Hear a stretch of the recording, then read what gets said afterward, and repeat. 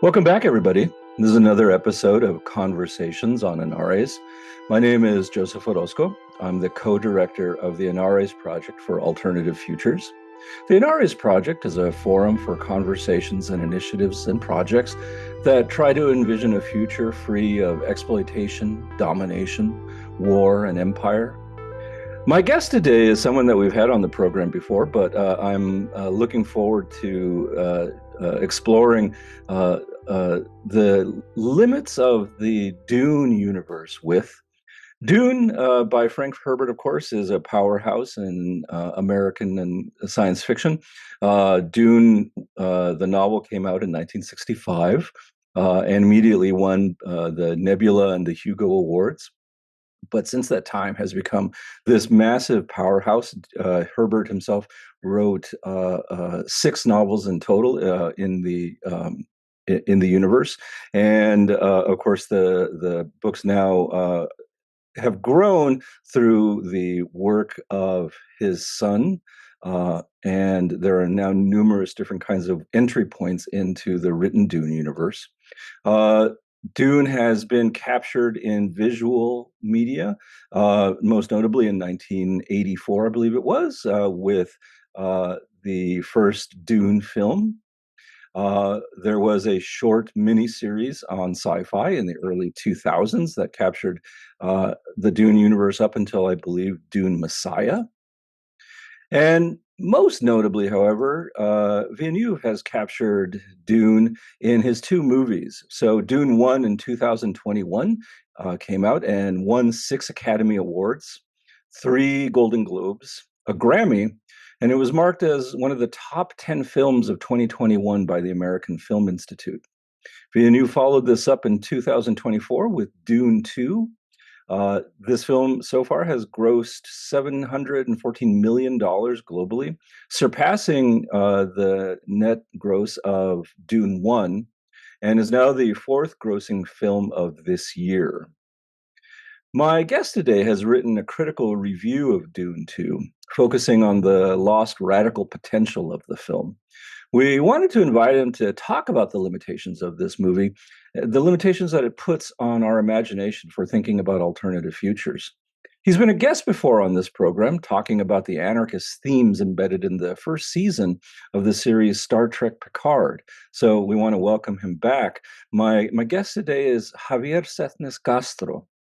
Javier is the author of numerous essays and radical publications.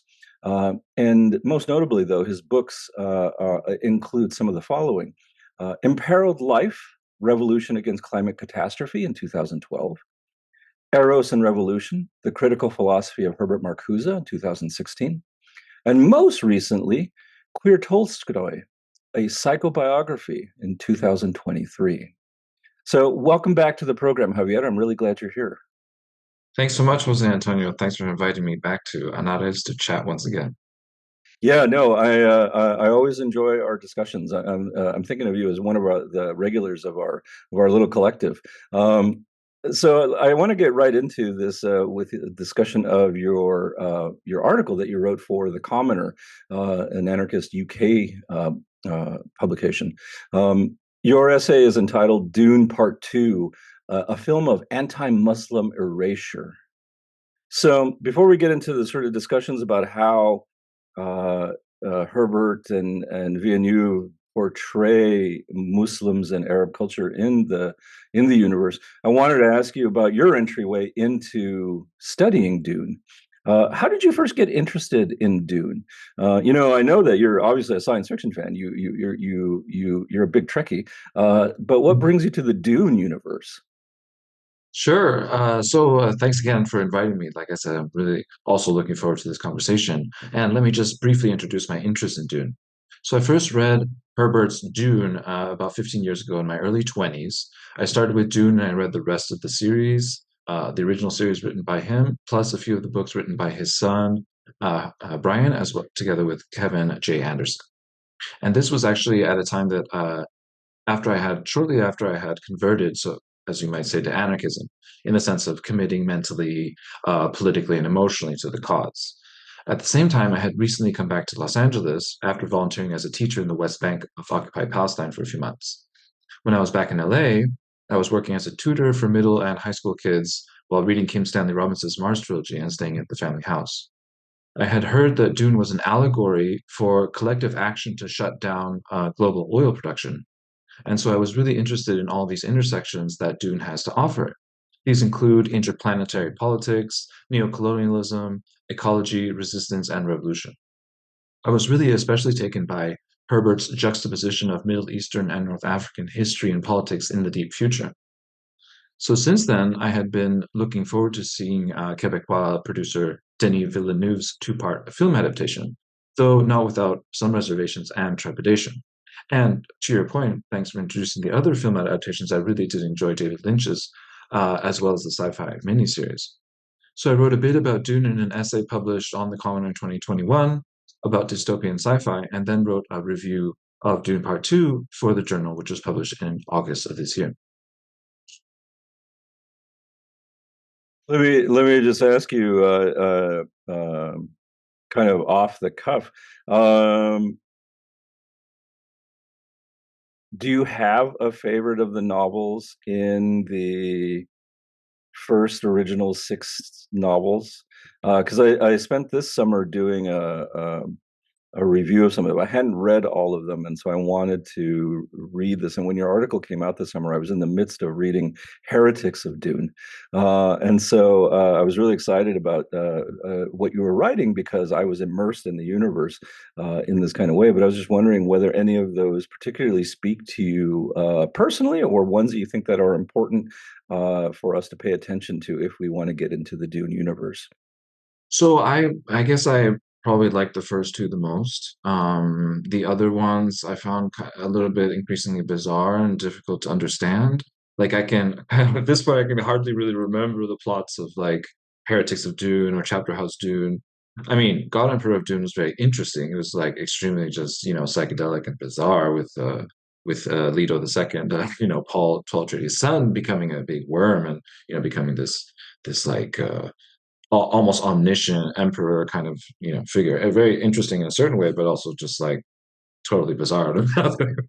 And Children of Dune was also interesting. I would say that I really enjoyed the figure of the prophet in Yeah, Children of Dune, who was a very like anarchistic figure. I believe it was Paul Atreides himself, yeah, Monty, after relinquishing power. But I would say just probably the first two. Just if you get into the Dune universe, the first book, from the get go is just like just so just impressive and stunning. I would say. Um, yeah. and then the second one, in case you didn't really get the message, which I guess was Herbert's point. He really wanted to make it clear in the sequel in Dune Yeah. Messiah that he was not kind of like portraying Paul Atreides as a hero. He wanted to make that very clear in case people Yeah, I didn't think get it. yeah, I think there are some certain lines in there, right, that are very explicit. It was like, how many people did Paul Moadib was responsible for killing? And then it's like comparisons to Hitler explicitly and all this kind of stuff. So yeah, Totally. Herbert seems to wanted to do that. Yeah, I agree with you. My I hope I don't piss off a lot of Herbert writers, but Herbert is great at world building in a kind of way, but the narrative arcs in some of these books just are like so bizarre. They suffer, I think, from the narrative arcs suffer from just the intense focus on the world building. And then I think particularly Heretics and Chapter House seem at the end very rushed to sort of wrap up the narrative because there's been so much time on detail of stuff. And so you're sort of like left at the end of them going, oh, okay. But nonetheless, a powerful sort of work that has captured many people, many writers, many filmmakers in terms of how to portray sci-fi.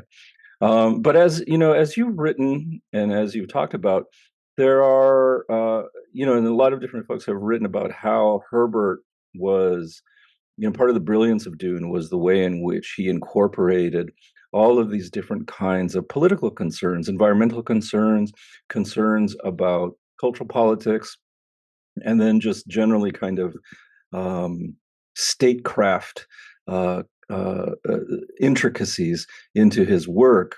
In your new article that you've written, you point out that Herbert wrote Dune with an eye toward portraying Islam and Muslim culture in particular as part of the future of humanity. right? So that he was this was an explicit part of the Dune universe, that Islam somehow would continue on, Muslims would continue on. Could you explain that a little bit in terms of the way in which you feel Muslim culture pops up and continues on in the Dune universe? Sure, definitely. Thanks for that question. So, for instance, if we think about Paul Atreides, who's the young off-worlder and a Greek-coded duke who ends up becoming the supreme commander of the indigenous Fremen people on the planet of Arrakis, he's prophesied as the Mahdi. So, like Sauron, the Dark Lord from J.R.R. Tolkien's Lord of the Rings, Atreides has many names. Besides Mahdi, this includes Muad'Dib, which means in Arabic the teacher, as well as the Kwisatz Haderach, which is an adaptation of a Hebrew phrase meaning the shortening of the way. The concept of the Mahdi is itself Islamic in origin. In Shia Islam, specifically, the Mahdi is a hidden or unknown entity who is revealed as the redeemer of humanity through an apocalyptic future. And this messianism, of course, runs in parallel to the millenarianism that we see in Judaism and Christianity as fellow Abrahamic faiths.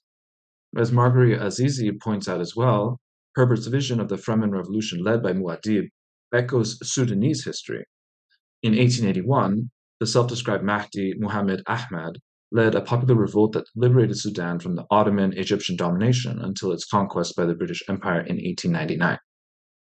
Significantly, Herbert portrays the Fremen as greeting each other in Levantine Arabic, referring to themselves as hailing from Misr, which is the Arabic word for Egypt, is following Islamic fiqh or jurisprudence and observing Ramadan. Ramadan, of course, is the holiest month in the Islamic calendar when the Quran was believed to have been revealed to the Prophet Muhammad. Besides Muad'Dib Atreides, the swordsmaster Duncan Idaho is implied in the later books to also possibly be the Mahdi. Plus, in terms of Middle Eastern, North African, and Asian culture, the emperor of the known universe is referred to as the Padishah, and this harkens back to the so-called great kings of Persia from antiquity, as well as the Ottoman, Mughal, and Mongol rulers. Remarkably as well, the name Fremen, or freeman, is likely taken from the indigenous Amazigh people, otherwise known as the Berbers, from the Maghreb in northwestern Africa. The Amazigans name, which is the plural of Amazigh, itself translates to free men.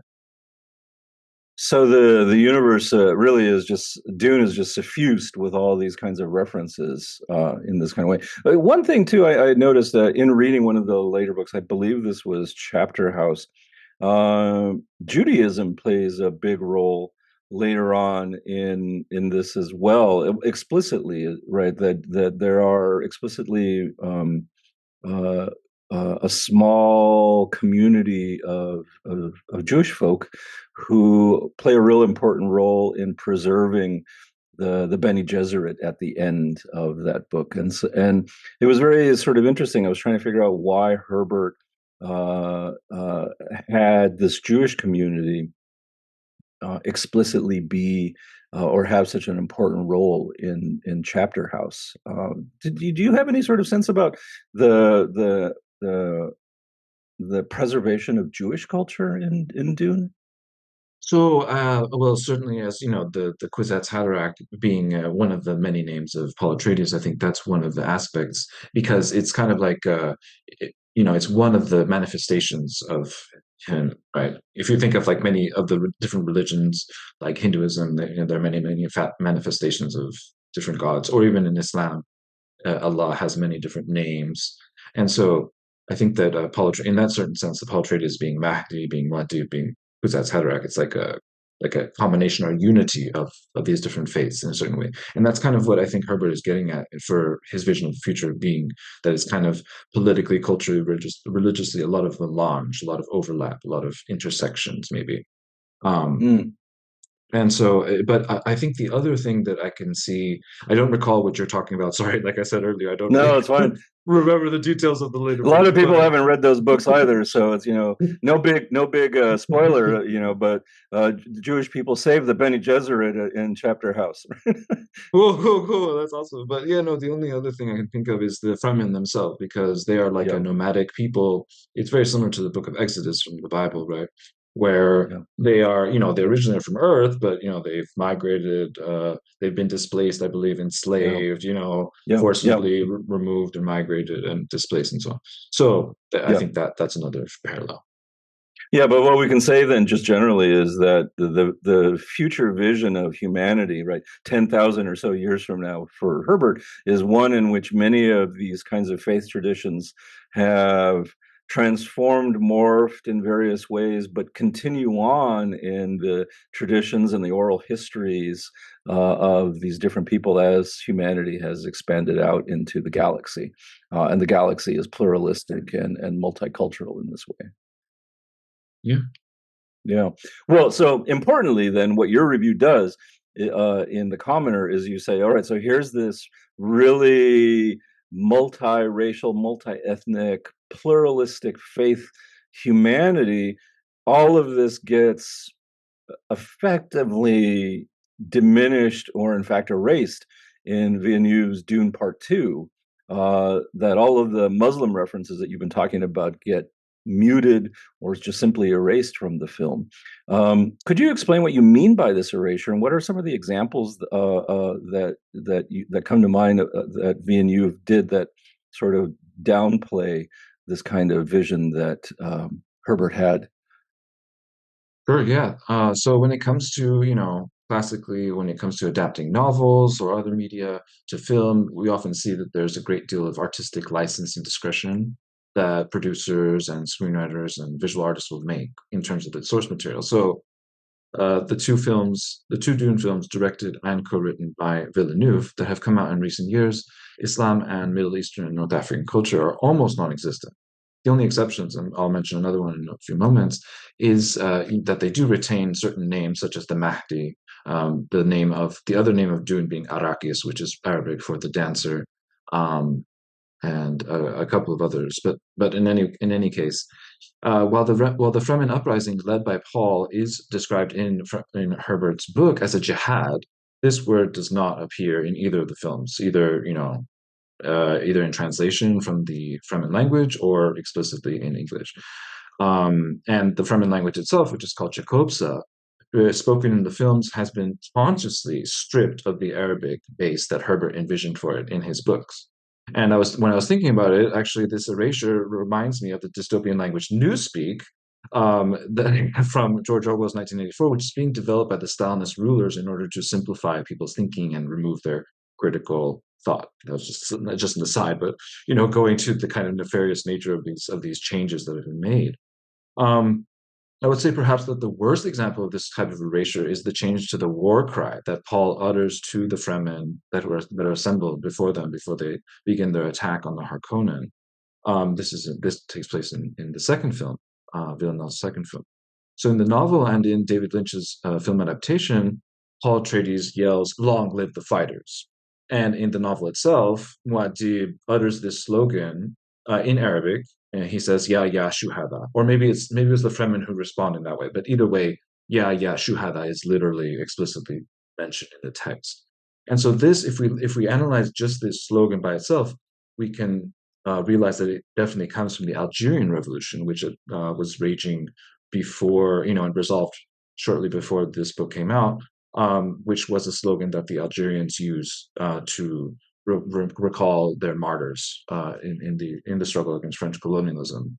So it's very significant that Villeneuve would basically change this from Arabic to just total gibberish. I mean, Paul Atreides does say it in the foreign language of Jacobsa, but the Jacobsa has no resemblance whatsoever to the Arabic original. So, um, besides that, the sole exception, besides the ones that I mentioned a few moments ago, in terms of the cast, is Sohaila Yaqub, plays a minor character in Dune Part 2. Besides her, no one from the cast has a Middle Eastern or North African background. Rather than, say, invite Ben Kingsley or Remy Malek to play the Padishah Emperor or the Fremen leader Stilgar, Villeneuve hires Christopher Walken and Javier Bardem instead. It's just kind of embarrassing.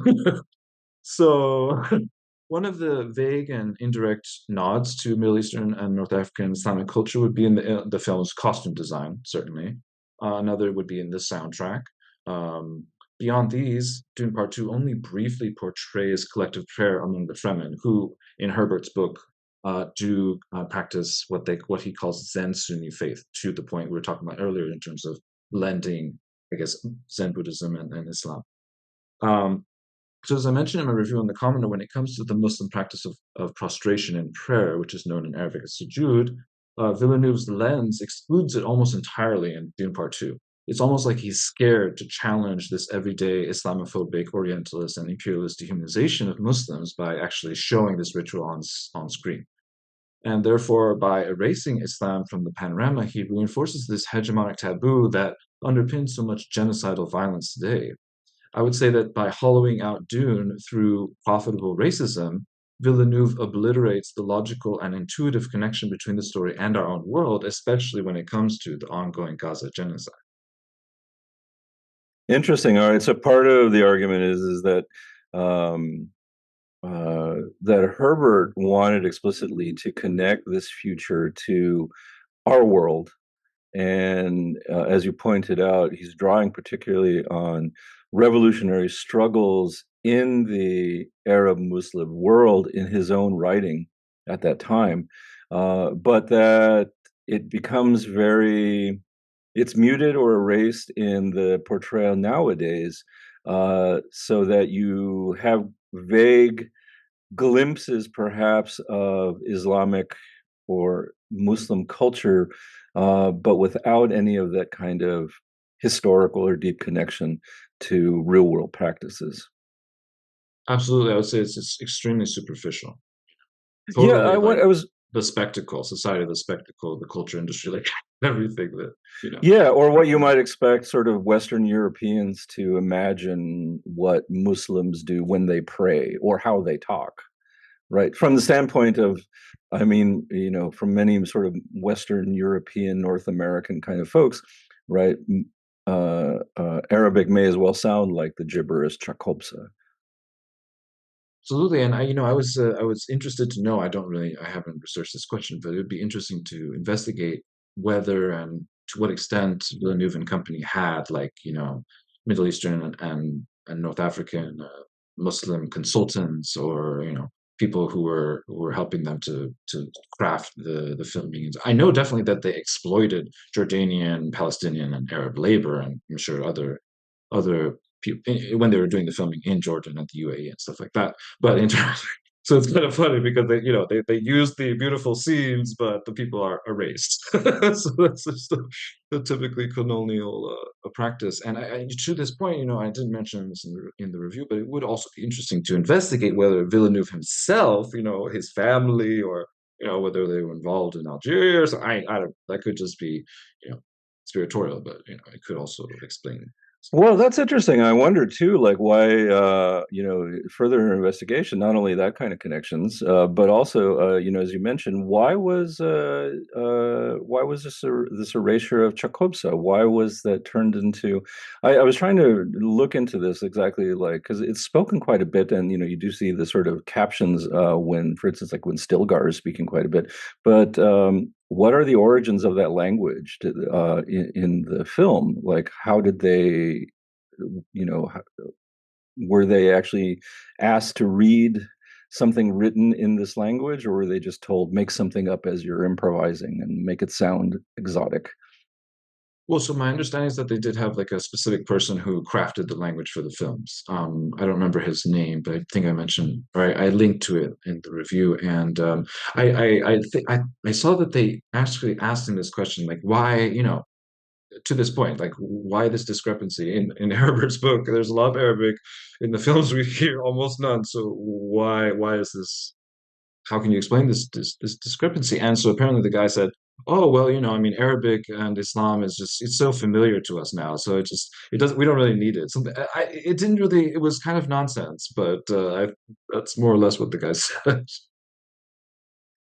I wonder about this, and so I want to ask you a little bit about like what the effect of this erasure does. But I wonder, do you think that there's Villeneuve was uh, paranoid about portrayals of Muslim culture in the wake of a lot of different kinds of incidents that have occurred in the past, say, 10 years about portrayals of the Prophet Muhammad.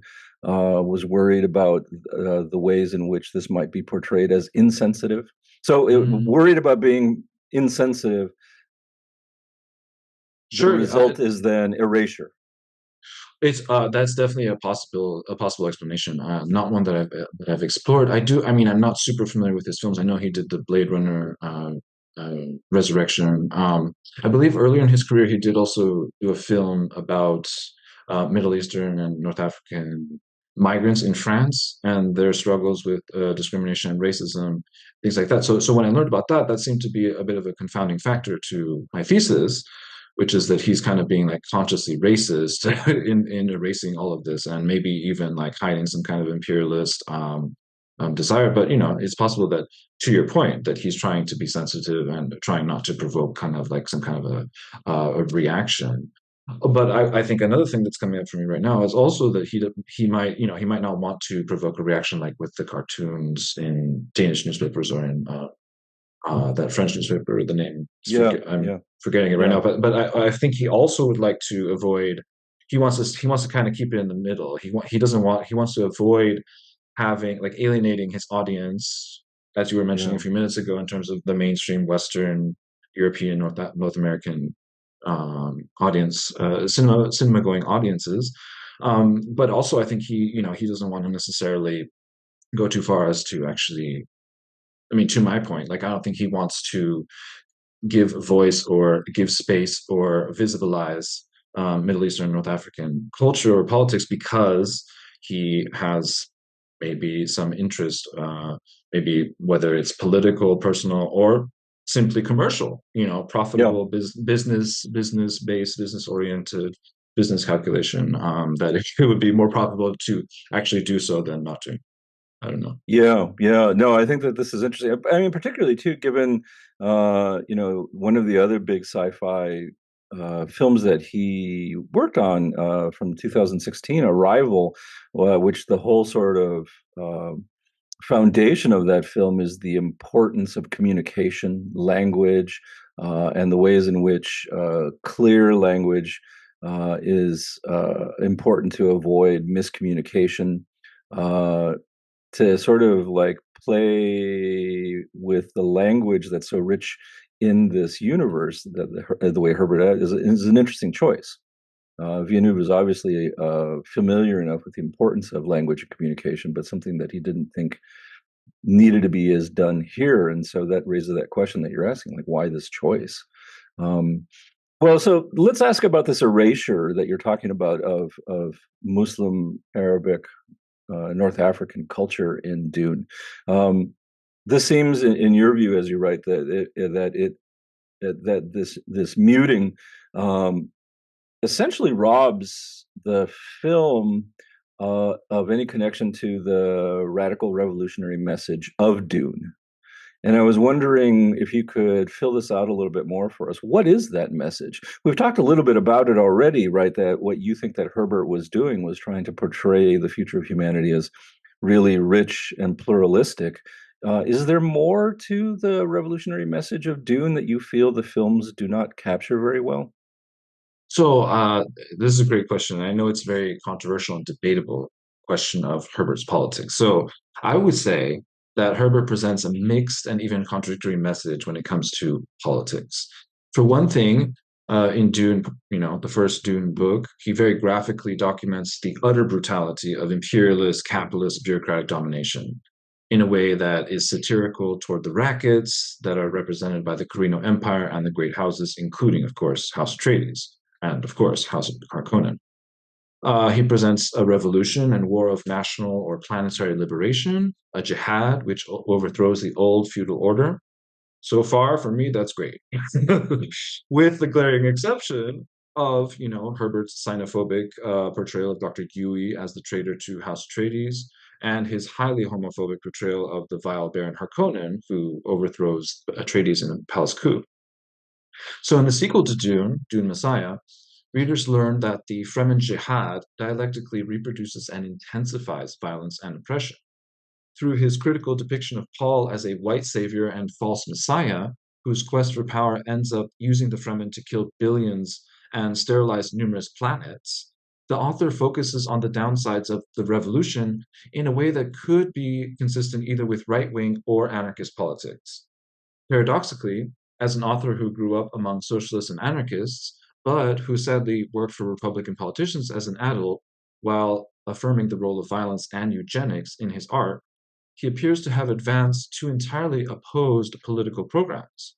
Still, though, if we look at history, he's not totally alone, because we can think of Pierre-Joseph Proudhon, Lev Tolstoy, even Tolkien being anarchists or anarcho sympathizers with conservative ideas. Even Emma Goldman and the Mujeres Libres from the Spanish Revolution promoted eugenics. So I would say that he does have a revolutionary, he does portray revolution in a positive light, but also in a negative light. So it's a little bit, it's difficult to say because I was thinking about it. Um, he certainly is not, if we think by analogy, he's not a monarchist. Like if we think of the Russian Revolution, there are many people who have like illusions about Tsarism and the Russian Empire who, after the revolution, had a lot of nostalgia for the imperial period. So I don't think that by analogy, what he's doing, what Herbert is doing, is to say, oh well, the oppression of House Harkonnen, the great houses and the Korean Empire was so great. Let's go back to that. It's rather that maybe he was just being critical of everyone. Maybe he was almost a nihilist. I don't know. It's kind of hard to say because he has a lot of different political strains or strands, and it's a little bit difficult to tease them out. Yeah, I admit that, one of my hesitancies in having a conversation about Dune um, was that it's the kind of work that almost anyone can sort of put their hat on. And there are many different kinds of interpretations like this. And it can sort of be all over the place. I've always found it really interesting, though, and this is just speculation. So, if you want to speculate along with me, I'm trying to figure out. Okay, so this is the future of humanity 10,000 years from now, and we are living in hundreds of worlds, perhaps. And the governing structure that we somehow arrive at is feudalism as the way to organize our species' multi-planet survival. I've often was curious about that sort of choice by Herbert, and wonder if you had any thoughts about that. Because even too, like after the revolution, we go to sort of an imperial model with Leto II, and then that falls apart in various kinds of ways based on what Herbert calls the golden path and the scattering of humanity, and then eventually goes to some kind of weird. I don't know. I wouldn't necessarily call it anarchistic sort of galaxy at Chapter House, but just sort of like an exhaustion of humanity trying to figure out like what to do with itself after millennia, really, of empire. But like, why do you think that we begin with feudalism in Dune? Like, why? What do you think? If you have any sense about like why you think Herbert was beginning with that as part of his message?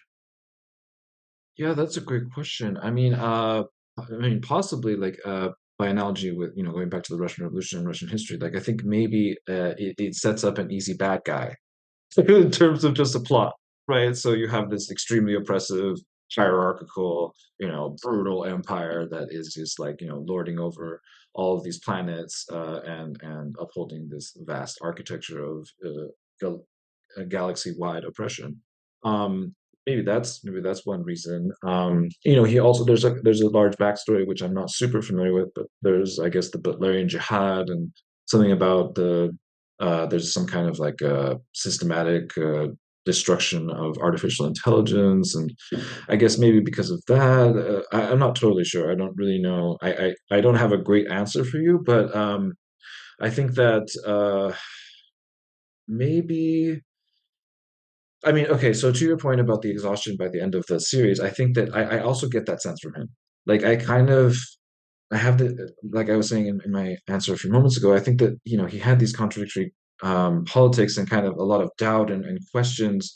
But ultimately, like, is he just a Hobbesian? That's my big question. Like, does he just think that like I said before, like because he has such a huge emphasis throughout the series on violence, like he's super like into violence. So is it just like, does he just think that that's our fate, that we're just doomed to ever more fight with each other, dominate each other, exploit, manipulate, murder, and oppress? Like, is that that's kind of the sense that I get. I don't know. Maybe I'm wrong.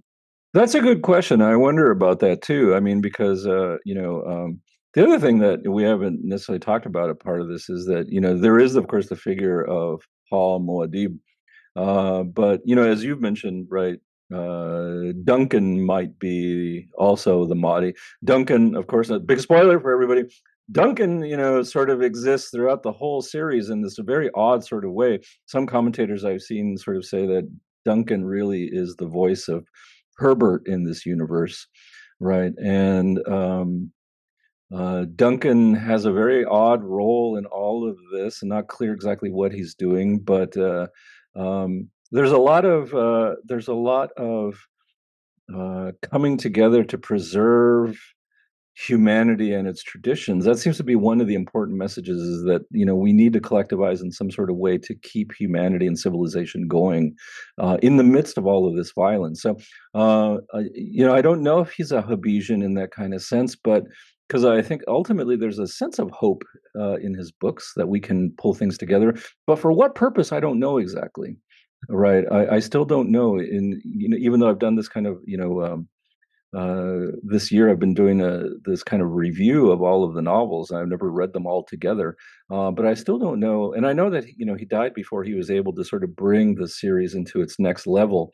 But I don't know what the politics are. But the revolutionary message I think that I like that I'm hearing from you is this idea of making sure of keeping the plurality of human culture as something that was important to Herbert. And if it's true that he wants to preserve the best of our traditions, it seems like keeping that plurality was something that was important for him too, in whatever we do. And portrayals of that are required. Um, so I want to bring this around then to our world, our real world, in the way that Herbert seemed to want to make connections to. Um, you've been showing how there are these kinds of the use of Muslim and Arab themes, ideas, traditions in Dune. Do you think that the way that Dune portrays these traditions and cultures and ideas is helpful for helping us to understand the political reality of the Middle East and North Africa?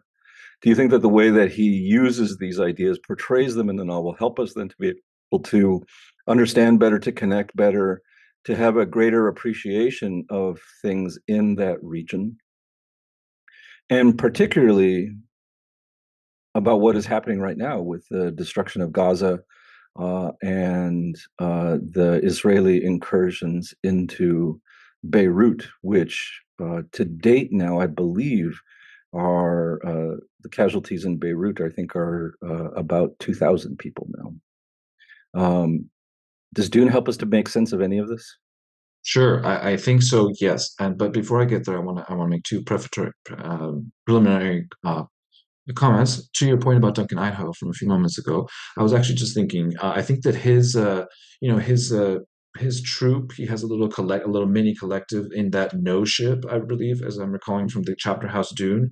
I feel like that is kind of a thought image or a verbal icon, as we can say, of like an anarchist collective, like struggling in the maelstrom, as you were saying. Maybe I think that's a good example of the continuation of Herbert's anarchist vision, even in the later novels, and even in as we've been discussing, just kind of this interminable violence and oppression.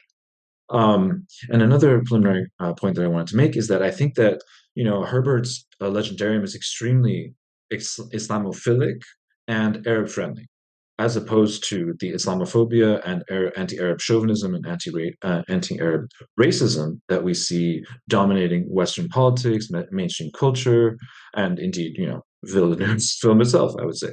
Um, and I would just add that Herbert's open-mindedness toward Middle Eastern and North African culture reflects the remarkable tradition of karam or hospitality that is well known among Arab and Bedouin peoples. And as I wrote in the review and mentioned earlier, I strongly believe that Villeneuve's erasure of Islam and Middle Eastern North African culture in his adaptations of the book facilitates indirectly mass violence against Muslims and Arabs, including Palestinians. I do not think that Herbert would have approved of this kind of artistic license. So, coming back to your question, I think there are many analogies from Dune that can help us to understand Middle Eastern North African politics today. As I mentioned in the review, Dune Part 2 features the utter brutality of the Harkonnens against the Fremen people. This viscerally recalls Israel's genocidal abuse of the Palestinians.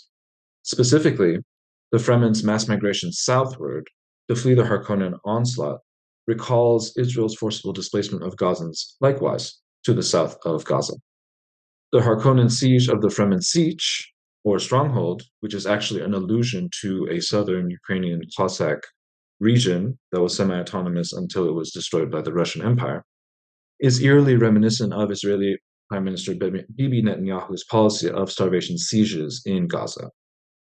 Plus, the incitement to genocide that is made explicitly by the Padishah Emperor in Lynch's film version and by Count Casimir Fenrig in the book, which is glaringly absent from Villeneuve's films, runs parallel to the dehumanizing and genocidal language used by Israeli statesmen to incite war crimes and crimes against humanity in Gaza and the West Bank. Beyond this, when it comes to the Fremen Jihad, it appears that the arc of Herbert's story serves as a cautionary tale when it comes to revolutionary upsurge. Again, this could reflect the author's conservatism or anarchism, as he clarifies his view that revolution carries the risk of giving birth to even greater tyranny. Keeping in mind the course of the Russian, Chinese, Algerian, and Cuban revolutions, he may well have had a point, and it would even be interesting to compare his view with Frantz Fanon's critical analysis of the comprador bourgeoisie, who often take control of post-colonial societies only to reproduce the very similar or same dynamics of colonial capitalist oppression.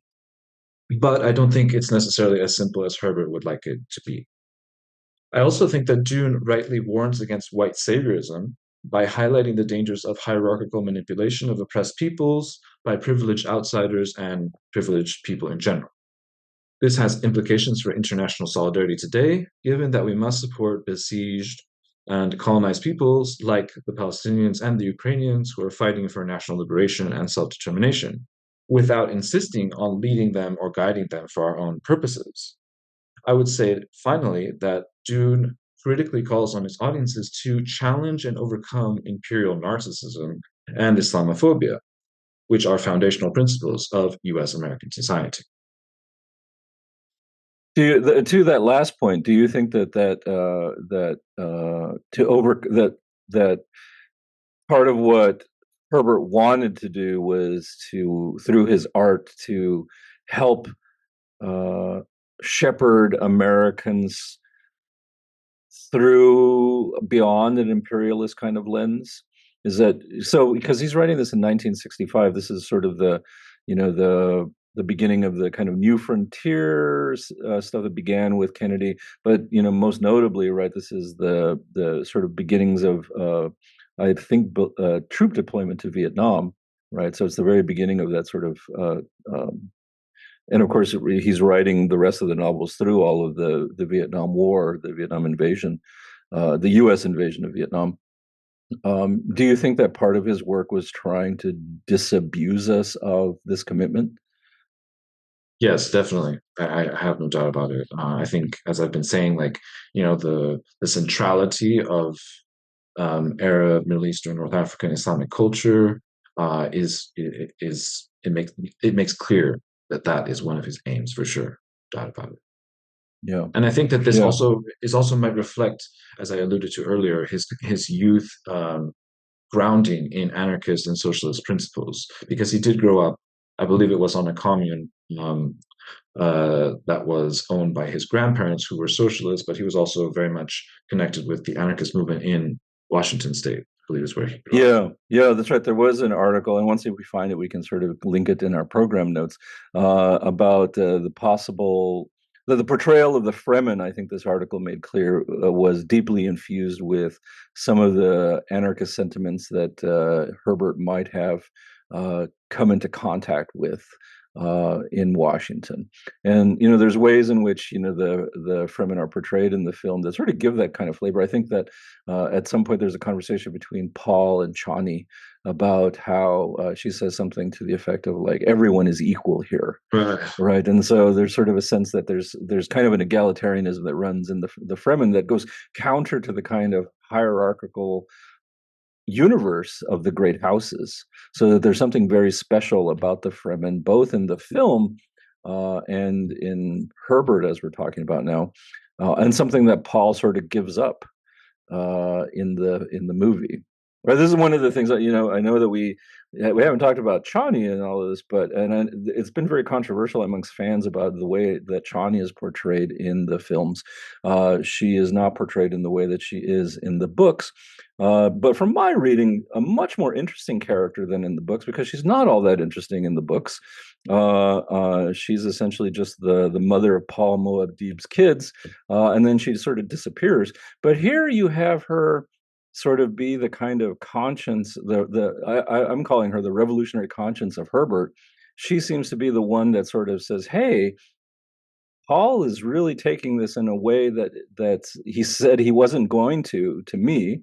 He broke the promise personally to me, but also goes against the sort of ways in which we, the Fremen, have always thought of ourselves, and is now taking us down this path that's going to lead to this utter, the jihad that's going to lead to genocide." And so I see Chani as sort of embodying in that film a lot of the kinds of themes that you've been talking about that are part of Herbert's message.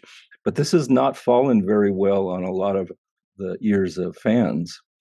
I don't know if that's just the sexism of the Dune manosphere, or if it's a conscious kind of rejection of the revolutionary message that you've been talking about. I think that's a great point, and one of the co-editors at the Commenter made very similar comments. He was very enamored or taken by Chinese re-portrayal re-portrayal in Villeneuve's films. And I think that it's interesting both the changes that they make to her arc, together with I think the emphasis they kind of dial it up.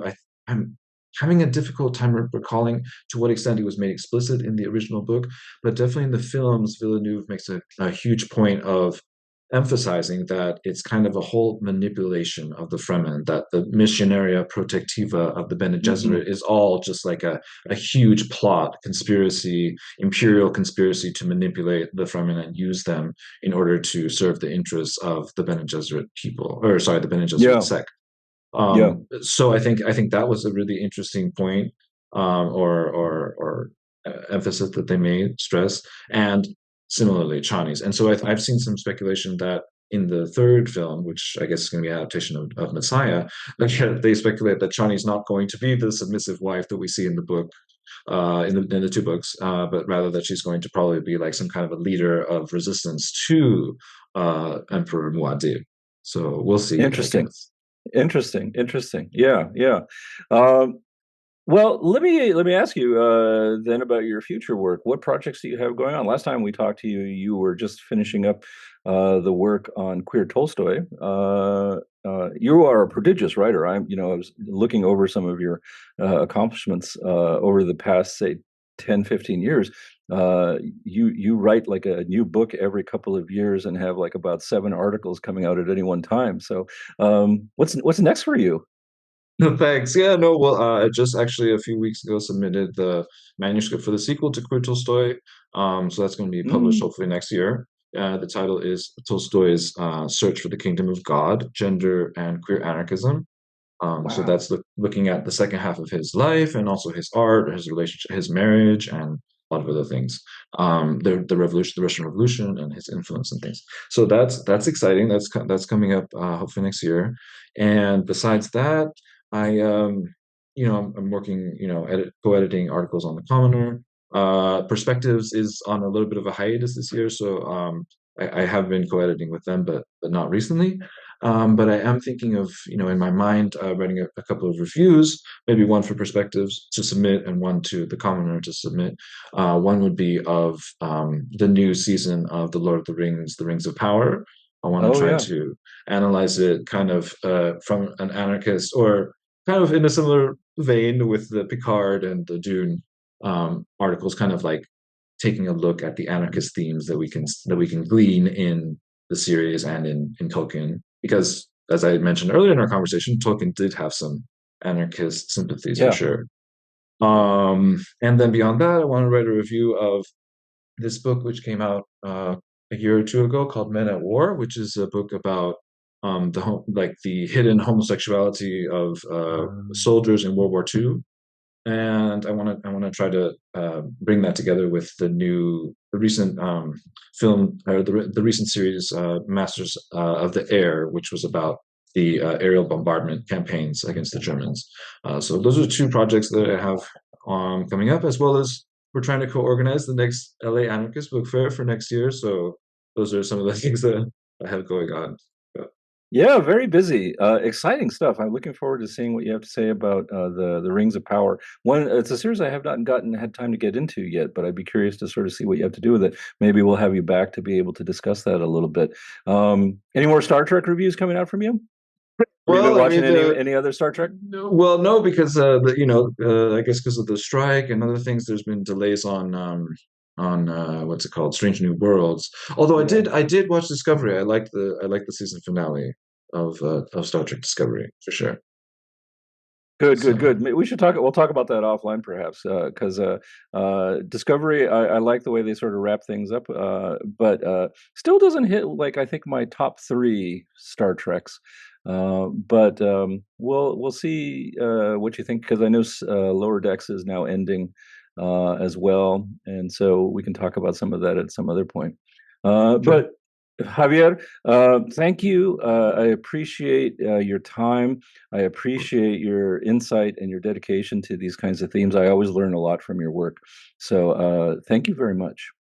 No, thanks to you, Jose Antonio. This was a great conversation as always, and always pleased to chat with you about these themes and anarchism, art, sci-fi, any of this. So anytime you want to chat, I'm always available. Thanks again. Yeah, great. Thank you. And thanks to you all for tuning in and listening or watching on our different channels. If you have any thoughts about the Dune universe and the radical potential of Frank Herbert's vision, drop us a line, leave us a comment, let us know what you're thinking. You can find the Anarres Project at the anarresproject.org. And we're all over social media. You can find us on Instagram, on Facebook. We are on X, formerly Twitter, but we're also on Mastodon, Blue Sky. We're all over the place. There's lots of different ways that you can connect with us. Let us know what your thoughts are. And we appreciate your time. Let us know. Share our work. Thanks very much. Thank you, Javier. Thanks to you. Take care.